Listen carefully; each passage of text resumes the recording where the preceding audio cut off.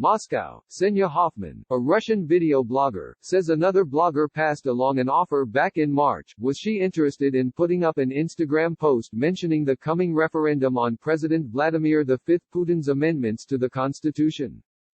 They'll pay well for it, she recalls the blogger saying. Ms. Hoffman, 22, says she turned down the offer. The appearance of carrying the Kremlin's message, she said, increasingly risks staining an internet influencer's image. And that has serious consequences for ad sales. The public mood has really changed, said Ms. Hoffman, who has 800,000 followers on YouTube. Among the constitutional amendments in the vote is one that lays a legal foundation for Mr. Putin to stay in office until 2036. The Kremlin looks assured of victory in the referendum, which ends Wednesday, but its desperate-looking scramble in recent weeks imploring Russians to vote lays bare a more fundamental challenge. For many people, Mr. Putin has lost his aura as the unshakable and irreplaceable leader of his nation. Mr. Putin's falling approval rating tells part of the story, but his declining standing in Russian pop culture more vividly underlines his failure to connect with regular Russians. He may still be inevitable, but he is no longer inspiring. He gets ever more hagiographic coverage on state television, where a Sunday night, primetime show is called Moscow. Kremlin, Putin, but he is no longer cool. And celebrities, many of whom long enjoyed a symbiotic relationship with those in power, are feeling their fans' wrath when they appear to toe the Kremlin line. Those artists who worry about their reputation in the general public, a longtime Russian music critic, Artemy Troitsky, said, have started to quietly duck away from the state. There was a time, when the annexation of Crimea brought Mr. Putin's showdown with the West to a fever pitch, that the president held more emotional sway over his public. His carefully stage-managed, Hollywood-style stunts, riding topless on a horse, diving in a submersible, dovetailed with the assertive image he was trying to project in geopolitics and a widespread feeling among Russians that it was time for the country to stand up to the West. You and I, the whole country, are for him, goes a single by the hip-hop star Tamati from 2015. He's an awesome superhero. But over the past 2 years, pollsters say that the mobilizing force of Russia's conflict with the West has worn off, replaced by increasing anxiety over the country's economic and political direction. The growth of an anti-Putin slant in Russian pop culture, where the internet has encroached on state TV's erstwhile monopoly on mass entertainment, tracks that shift. These submersible dives aren't so entertaining anymore, said Tatiana Stolyar, a co-founder of Antiglianes, a popular news source on celebrity culture on the Telegram messaging service. When Tamati recorded another pro-Kremlin single ahead of the Moscow City Council elections in September, "I don't go to protests, I don't peddle nonsense," the music video drew 1.4 million thumbs down votes on YouTube until the rapper took it down. News outlets called it the most disliked video in the history of the Russian internet. His co-star in it apologized. The pandemic has accelerated the shift in public opinion, and it has coincided with Mr. Putin's constitutional referendum, a time when he needed to mobilize the public. Yet with the nation suffering the third highest number of cases in the world and reeling from the economic impact, Mr. Putin's leadership is under fire. Maxim Galkin, a mainstream comedian who is a staple on state television, has needled the Kremlin on his Instagram account, which has more than 8 million followers. In one skit, viewed more than 6 million times, Mr. Galkin acts out a phone call between Mr. Putin and the mayor of Moscow discussing the mechanics of allowing people to go on walks during the lockdown. The president asks the mayor to be careful not to make it look like the government is trying to control when people can breathe. Yes, we do sometimes cut off some people's oxygen, Mr. Galkin's Putin says. But not yet for the masses, for now. Young people, who used to be among Mr. Putin's most avid supporters, have swung hard the other way.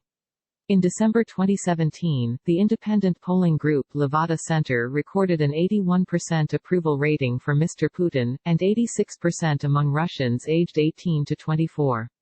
By May of this year, Mr. Putin's rating had dropped to 59% overall, and just 51% among 18 to 24-year-olds.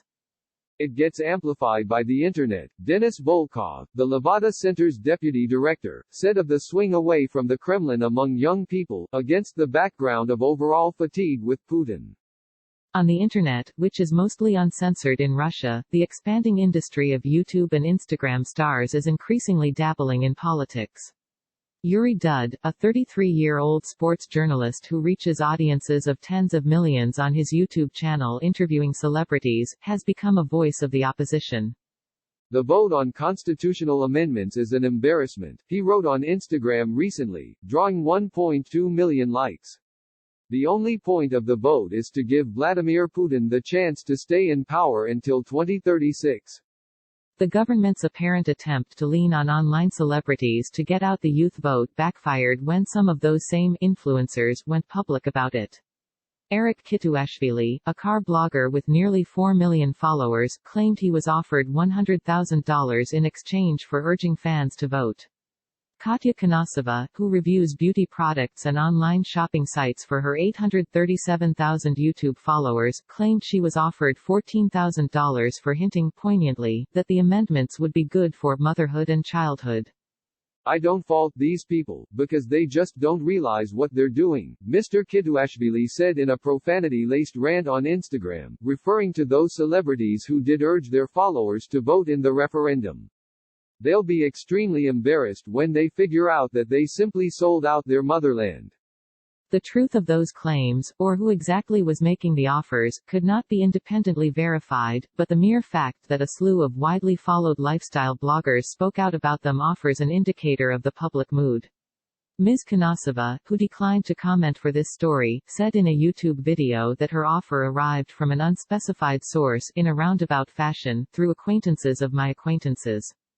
You know your audience, Elena Shadlina, another Instagram star with millions of followers, said in an email. For me, it's clear that the reputation of any artist who is in direct, public contact with the authorities, she said, becomes the target of audience attacks, and this started happening very recently. Close ties between Russia's ruling class and its leading entertainers have been ingrained in the political fabric since Soviet times, providing the government with cultural legitimacy and the celebrities with wealth and perks. The Kremlin took control of the largest television channels soon after Mr. Putin took power 20 years ago, and essentially became the gatekeeper between any rising performer and a mass audience.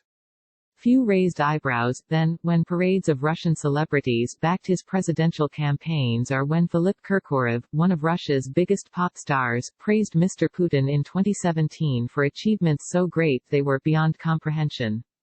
But this time, some of Russia's biggest stars appear to be sitting out the campaign. A spokeswoman for Mr. Kirkorov, asked whether he had spoken out on the referendum, responded that he is spending time with his family during the pandemic. Those who did not sit things out found themselves facing a tidal wave of online anger. Yevgeny Plushenko, an Olympic and world champion figure skater, posted an Instagram video set to twinkling piano music alongside his wife and 7-year-old son. It urges viewers to vote in the referendum on amendments to a special book called the Constitution, without mentioning that the most consequential of those amendments would allow Mr. Putin to stay in power until 2036. Consider this comment a dislike, Valentin Pedakov, a tech blogger, responded.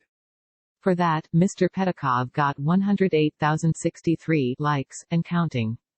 Sofia Kishkovsky and Oleg Matsnev contributed research.